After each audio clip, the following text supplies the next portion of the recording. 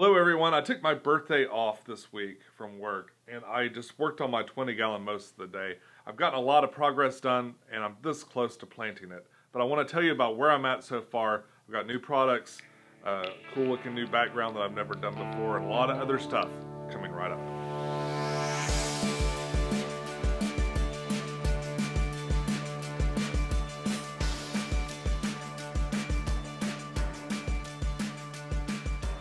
Hey YouTube, this is Peg Tech, and I'm sitting here mid-project on this 20-gallon tank. It's going to take forever to put the moss and stuff on, so I wanted to leave that for a separate video. And what I've got to show you this week is long enough without, mixing, trying to actually finish out the entire tank. It's just too big a project. Which I know seems strange, but setting up these trees is so much harder than just like taking a rock or a piece of wood and setting it into an aquarium.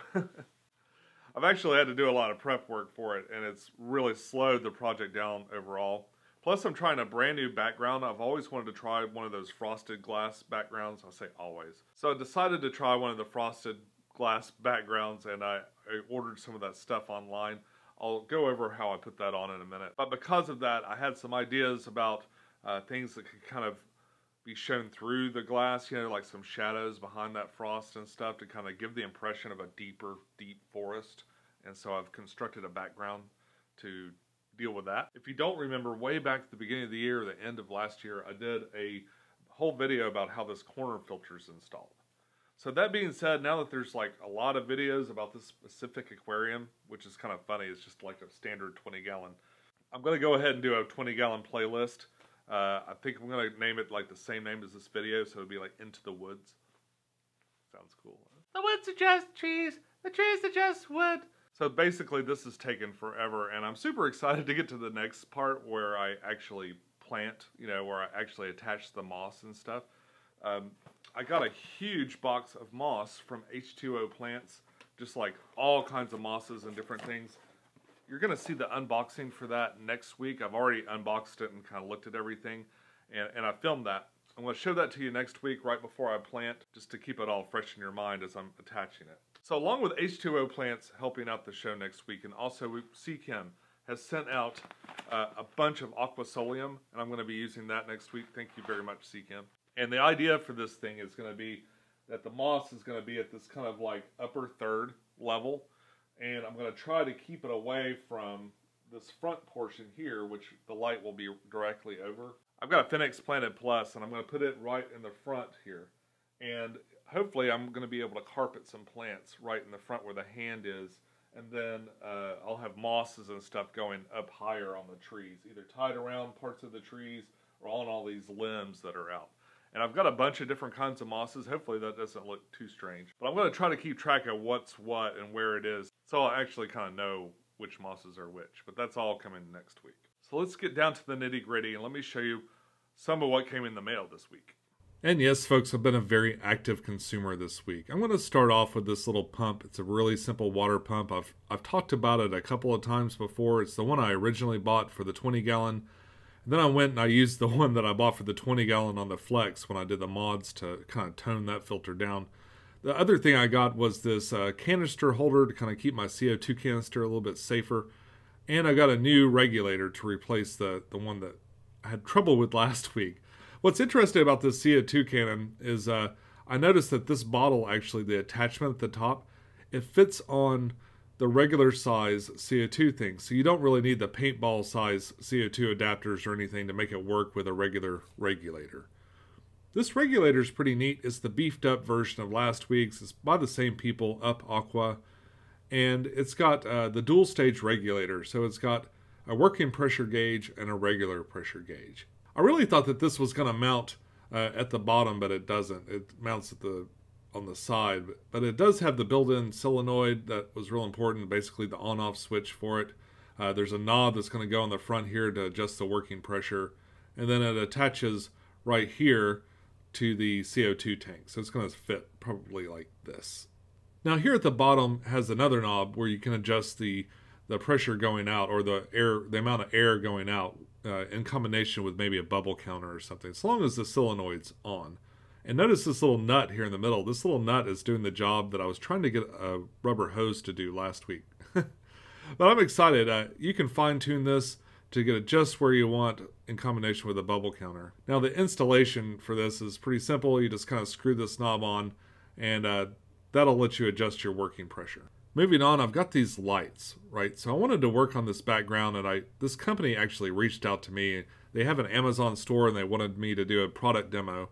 And I noticed they had these lights on there and I got sort of intrigued. It's got one of those remotes like you've seen before with the multicolored lights and stuff like that. So I thought this would be a neat way to light up the background. And let's take a look at what's inside of this package. As you can see, this has got a lot of different applications. On the example here on the box, of course, they're lighting up a TV so you can have the TV kind of glow from the background, and that's pretty neat. Alright, so this obviously comes with a remote control. It's one of those multi-remote controls. This is a lot like what came with the Flex and what came on the current USA light that I've got. You know, it's one of those basic multi-light controls that controls all the different colors and patterns and that sort of thing. And as far as the lights themselves, they're really interesting. They're kind of have this weird texture to them. They've got adhesive on the back so you can put it down someplace, and the top of it's kind of in this gel. It almost looks like a glue gun gel or something encased in that whole little circuit board. But it makes it really, really flexible. And in theory, it could be at least water resistant on that part. I'm not so sure about the other side. I think the other side probably just water resistant, not waterproof. But this side seems to be pretty tough. Now these diodes do have multiple colors. They'll have white, red, blue, and green. And so it comes in two separate parts, and one's got a really long cord and one's got a really short cord. It's also got a little control box with another little cord that might be to attach like even more of these if you wanted to kind of daisy chain them together. It didn't give me real good instructions about what that was for. This control box will plug into another little power switch and use USB power. So I'd never used frosted glass in the back of an aquarium before, but it didn't look like it'd be too hard to install.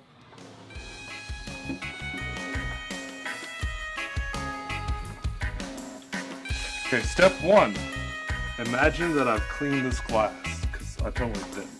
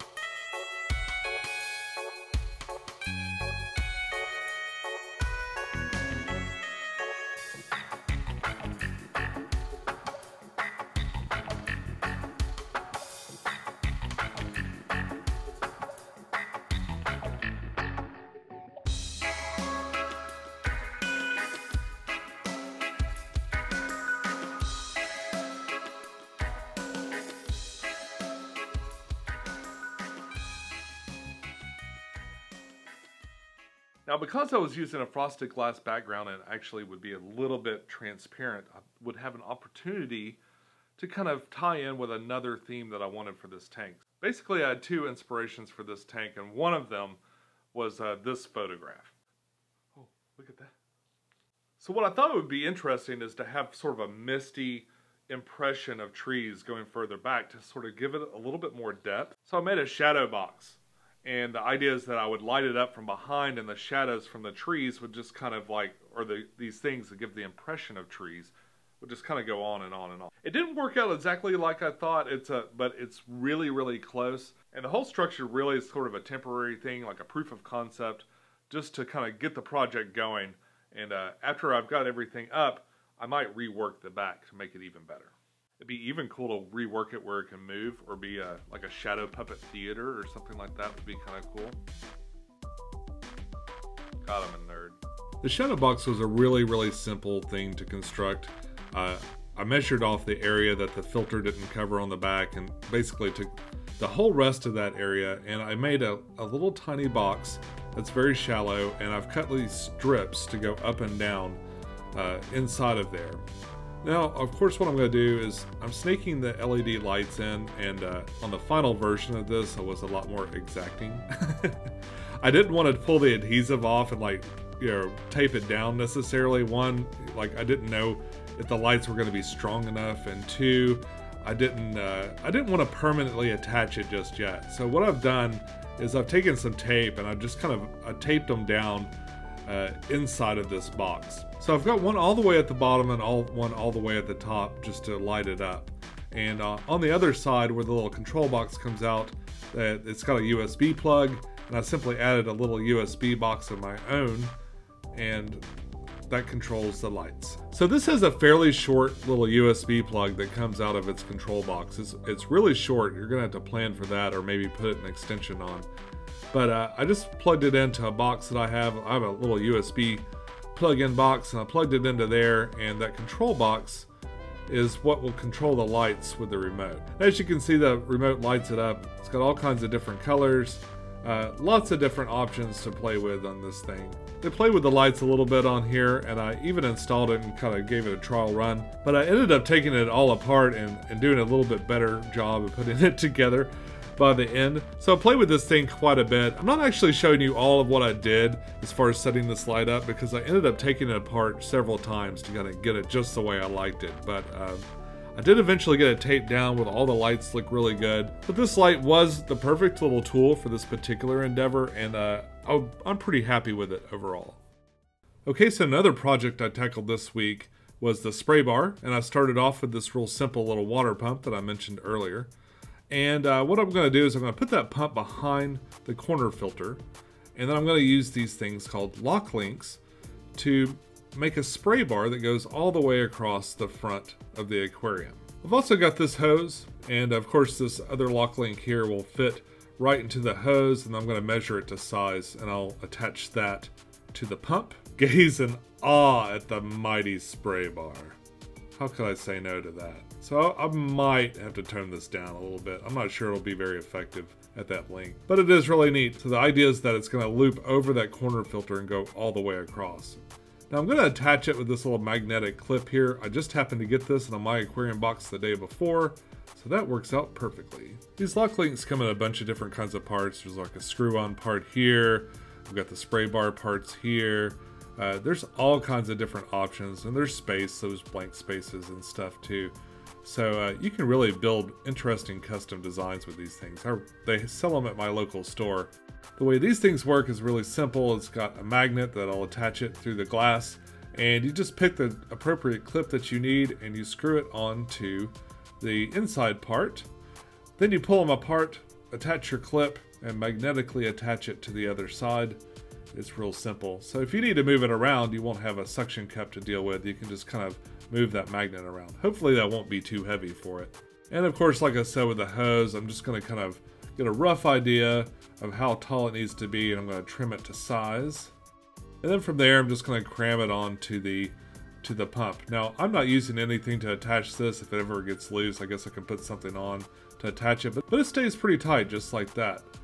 And what I'm going to do is I'm going to take the other side of that spray bar and I'm going to screw it in to the end of that coupling. Now, I don't know if it's actually meant to do that, but it seems to work and stay pretty tight, so that's what I'm going to do. Now all that's left to do is remove the corner filter and go ahead and get the pump placed in there. I'm just going to use a little moisture to adhere the pump to the bottom, and I'm doing a little test fit here with the corner filter, which seemed to work out just great. The corner filter does require a little bit of maneuvering to kind of get it settled in, but I think the idea is that you're not supposed to remove it a whole lot, so I'm not going to worry about that just yet. Now all that's left to do is move on to this bucket of trees. I've had these things soaking for a few days just to make sure that they get waterlogged and maybe help them sink. I'm not sure that's going to be important as the time goes on, but as you can see, there are these seams, right? And you can see where the glue is kind of built up around the edge of that seam. What I'm using is this foam-based sandpaper. I used regular sandpaper to do this, and it worked out just fine. But it kind of got soggy, and the sandpaper would fall apart. So this foam block I'm using to just kind of sand the exterior parts. I won't be able to get all the little details inside there, all the little white inside. I won't be able to get that out. But anything that's sticking out, any of the glue that's kind of like showing on the outside of the tree, I can just kind of sand away, especially when it's really soft like this.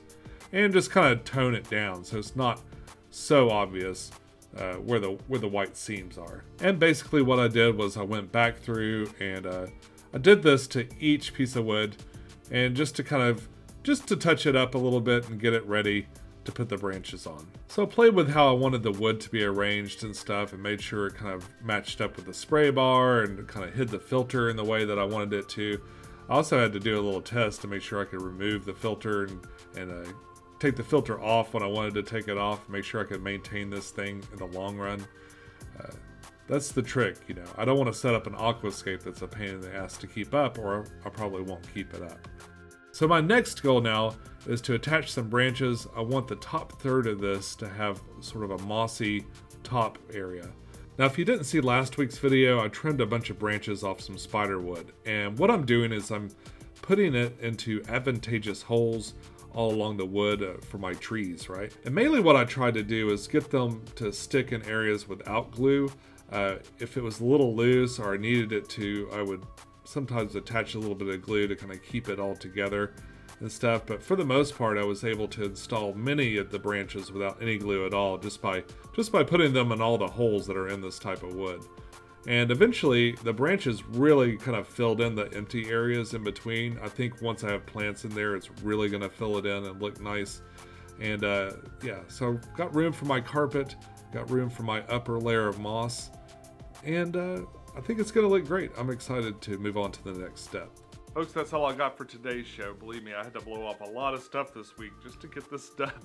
So no movie night, sorry Keifel. So hopefully it freaking looks awesome, but tune in next week to know for sure. All right, that's all I got for you today, folks. I'm going to put this video together, then I'm going to plant this tank, and probably as you're watching it, I'm installing the plants, and next week I'm going to share all of that with you. But until then, follow your bliss, keep a clean tank, and I'll see you soon. Bye-bye.